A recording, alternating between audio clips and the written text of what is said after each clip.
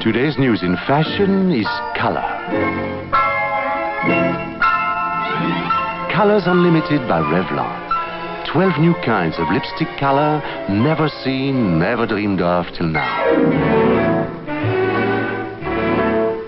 This is Colors Unlimited by Revlon, a new name for the new look in lipstick.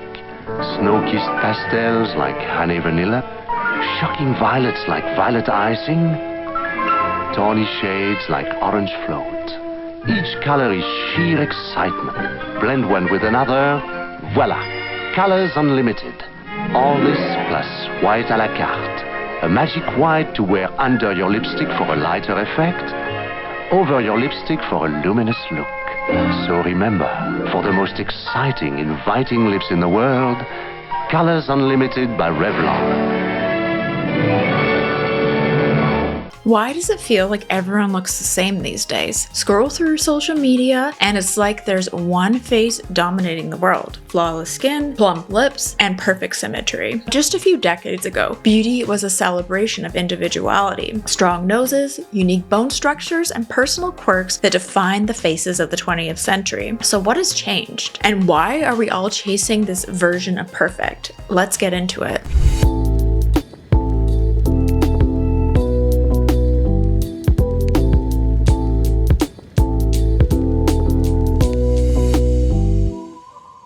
Chapter 1. The Rise of the Cookie Cutter Face. In the 21st century, the ideal face has become shockingly homogeneous. Trends like the Instagram face, defined by sharp cheekbones, plump lips, a button nose, perfectly arched brows, and poreless skin dominate our feeds. But here's the thing. This look isn't entirely natural. It's a product of filters, photo editing apps, and cosmetic enhancements like fillers and Botox. Social media algorithms amplify this trend by rewarding posts that align with these beauty standards, encouraging millions to imitate what gets the most likes and engagement. Filters and editing tools are just the tip of the iceberg. Cosmetic procedures that were once reserved for the elite, like lip fillers, nose jobs, and jawline contouring, are now more accessible than ever. In the United States alone, non-surgical cosmetic procedures have increased by over 200% in the past 2 decades. Clinics market treatments as quick, easy, and affordable, leading to a normalization of enhancements that create this ideal face. What is fascinating is how technology fuels the cycle. These social media platforms allow users to see the perfect version of themselves with just a swipe. Filters smooth skin, enhanced lips, and slim faces instantly. This makes people feel like their real unedited selves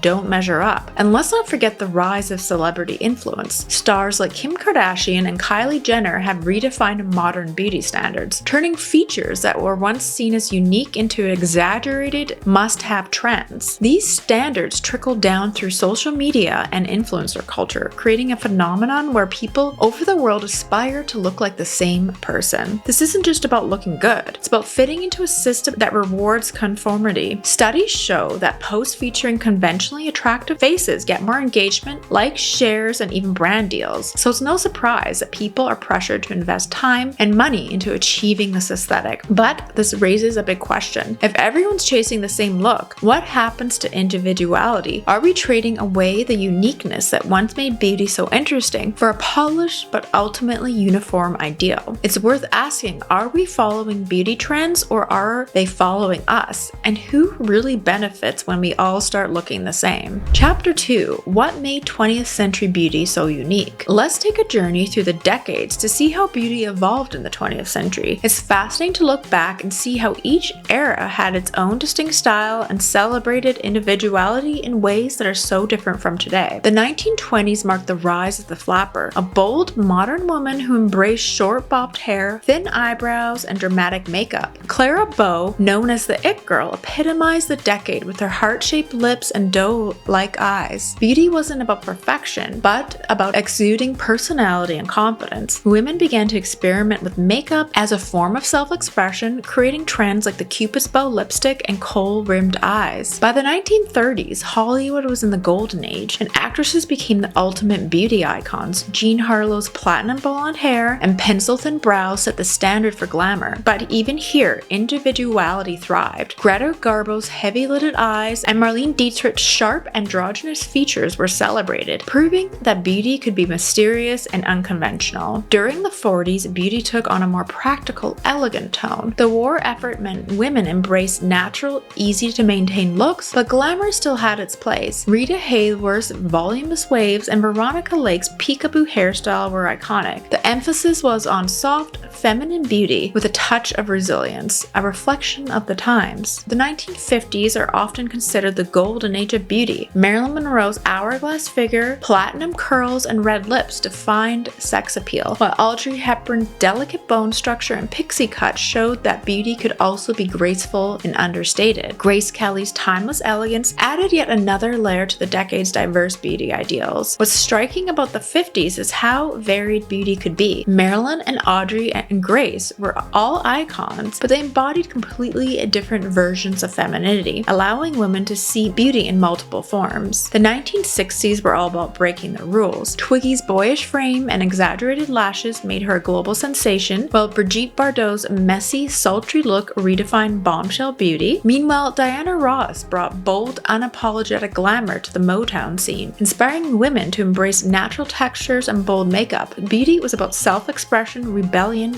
and individuality. By the 1970s, natural beauty and individuality took center stage. Farrah Fawcett's feather hair became the ultimate girl next door look, while Cher pushed boundaries about her dramatic style and bold features. Beverly Johnson made history as the first black model on the cover of Vogue, signaling a shift towards greater diversity in beauty standards. This was a decade where people celebrated authenticity and self-expression. In the 1980s, beauty was big, bold, and unapologetic. Supermodels like Cindy Crawford embraced their distinctive features, from her famous mole to her athletic build. Madonna's ever-changing look challenged traditional beauty norms, while Iman brought elegance and diversity to the fashion and beauty industries. This era celebrated individuality through power, personality, and style. And what made 20th century beauty so unique was the celebration of differences. Each decade had its own trends, but they were built around individuality, personality, and culture. Unlike today's homogeneous beauty ideals, these icons didn't try to look like anyone else. They embraced what made them stand out. These women weren't celebrated for fitting into a mold. They were celebrated for breaking it. It's a powerful reminder that beauty is far more compelling when it's personal and perfected. And it's true to think about all the different unique looks of the 20th century, and even when you watch old movies, you can really appreciate just nice seeing a non-filled, overly plastic surgeried Botox face. Sometimes it's shocking. I'm like, oh wow, their forehead's moving. Chapter 3, the influence of globalization and media. So what has changed, and how do we go from celebrating diverse beauty in the 20th century to chasing a single global standard? One of the biggest factors is globalization. In the early 20th century, beauty standards varied significantly depending on where you lived. French women embraced natural minimal makeup, while Hollywood pushed polished glamour. East Asian cultures celebrated fair skin, while African and indigenous communities valued beauty in ways deeply rooted in their traditions. But as Hollywood expanded its influence during the mid-20th century, so did the beauty ideals. Actresses like Marilyn Monroe and Grace Kelly became global symbols of femininity, and their looks began to set tone for what was considered beautiful worldwide. In the 50s and 60s, the rise of television and glossy magazines made Hollywood and Western beauty standards accessible to a global audience. Women in Europe, Asia, and beyond began adopting American beauty trends, from wing eyeliners to pin-up hairstyles. At the time, beauty brands like Revlon, Max Factor, and Estee Lauder began marketing their products internationally, tying beauty to consumerism. Even international events like Miss Universe played a role. These contests often reinforced Western ideals, showcasing women who fit a narrow mold of beauty, fair-skinned and symmetrical. And fast forward to the 20th century, and globalization has gone into overdrive. Because social media has replaced TV and magazines as the main source of beauty inspiration, but instead of showcasing diverse ideals, these platforms amplify a single universal aesthetic. Whether you're in New York, Seoul, or Brazil, chances are you're seeing the same contouring tutorials, lip filler transformations, and glass skin routines. And as a result, a homogenized beauty standard that prioritized symmetry, flawless skin and exaggerated features. It's efficient for beauty brands to market one aesthetic globally. After all, it's easier to sell products that promise to achieve a single perfect look. But in doing so, we lose the rich diversity of regional and cultural beauty traditions. And beauty brands play a massive role in shaping these standards. In the 20th century, brands like L'Oreal and Maybelline tailored their campaigns to regional audiences, but now they aim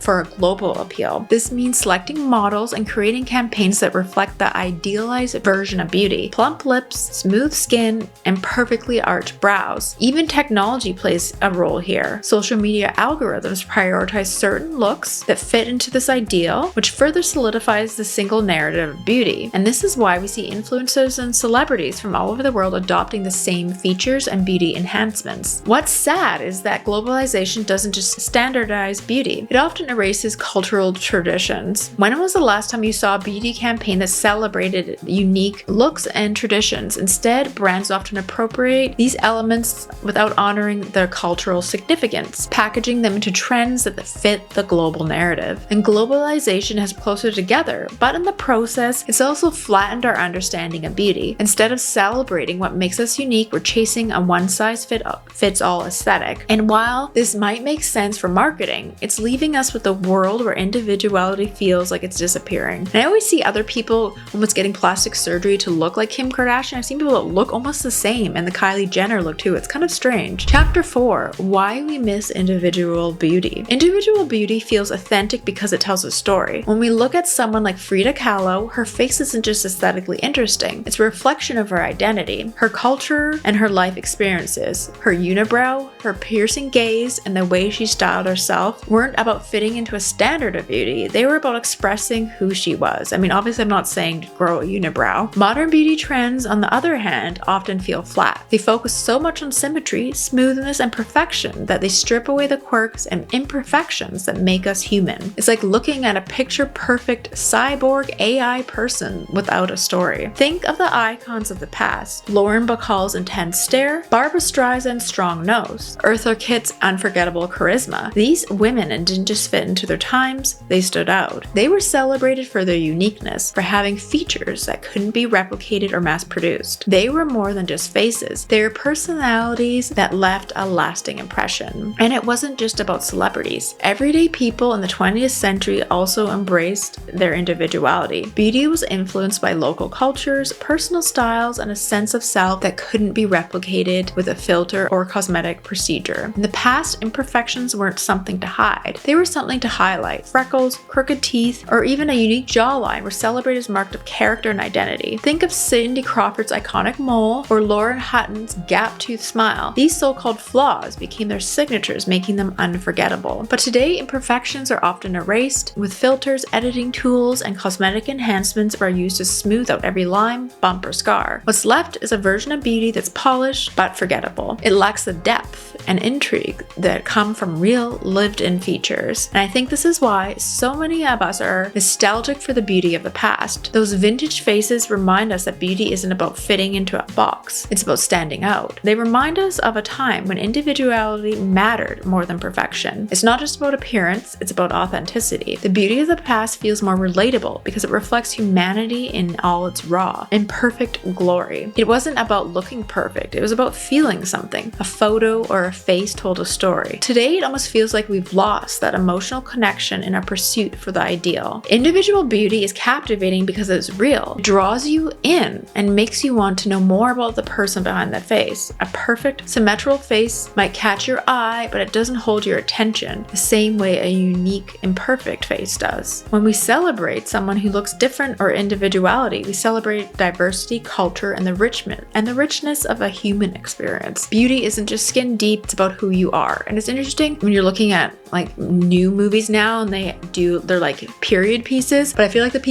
people's faces don't fit that period anymore. It's really weird. Like they try to bring people back to the 70s, but you see the person's face and no one looked like that back then. So it kind of throws you off and you can't really like dive into that. And it's no wonder we miss the beauty of the past. It reminds us that perfection isn't nearly as captivating as individuality. So maybe the lesson here is to embrace what makes us different, the scars, the quirk, and the features. Because by the end of the day, that's what beauty really is. A reflection collection of everything that makes us unique. And no one's face looks the same, so why are we all trying to look the same? In chapter 5, can we bring back individual beauty? So how can we bring back individual beauty? First, we need to let go of this obsession with perfection and stop idolizing this flawless symmetrical features that aren't real, because a lot of it's AI and filters that make people look that way, and it's not real, it's not reality. Maybe it's the gap tooth smile, a birthmark, or even something else unique about yourself. And representation is key. There's a lot of creators that are like, embracing this instead of trying to be that cyborg AI person. Whether it's having your natural curls or going without makeup, there's just reject what is now. I don't know. I'm just over seeing the AI face too. I feel like it's kind of boring and not very exciting, especially when you watch older movies and you can see people expressing themselves. Everyone looks different. I don't know. There's just something about it. And then I guess that's why they always have that phrase. They don't make them like you used to. Like when you watch like even a movie from the 80s or 90s, it's just, I don't know. There's something different about movies nowadays. Everything almost feels like that made for streaming look, that aesthetic. Everything's slapped together really quick. The movies just aren't as creative. Everything's a remake. And it just kind of feels like that with what people are doing to their faces. We're all some AI cyborg remake and we're all trying to look the same instead of just being ourselves. So it'll be interesting to see what happens in the future. Like, how are we still going to continue on like this? I guess it depends if these Kardashians will ever topple down, or if maybe they'll change their look, because it seems like they're just the ones that always kind of set these standards. Like when Kim Kardashian got really skinny, everyone decided that skinny is in again. But if you think about stars like Cindy Crawford, who had the mole on her face, even Cindy Crawford, her look looks different now than the modern day celebrity. And Barbra Streisand's profile with her nose, like how she looked different, and it made her iconic. And it all starts with small steps. Maybe if people stopped using the filtered selfies and all the AI to change their face and just celebrate on what makes you different. At the end of the day, beauty isn't about fitting into molds. It's about expressing who you are. It's about telling your story through features that make you you. And just imagine a world where beauty is diverse as the people who define it. A world where perfection is replaced by authenticity. So yeah, I wouldn't mind going back to something like that. I don't know, it just gets boring when you're watching movies and everyone has the same plumped up look. So I don't know, it's interesting to look back and just even try watching some old movies. You'd be pleasantly surprised and how things are just different back then. Anyways, let me know your comments below. What are your thoughts about the whole like Instagram phase, how everyone does look the same, how like beauty trends are the same globally now versus like a little different, like even before social media, like somewhere where I live in Canada versus another city on the East Coast, like people would dress different, but now everyone's kind of the same. I feel like it's even that with architecture, like everything is the same, every city. It's just different because of globalization versus even, 20, 30 years ago. Anyways, let me know your comments below and don't forget to check out some of my other videos.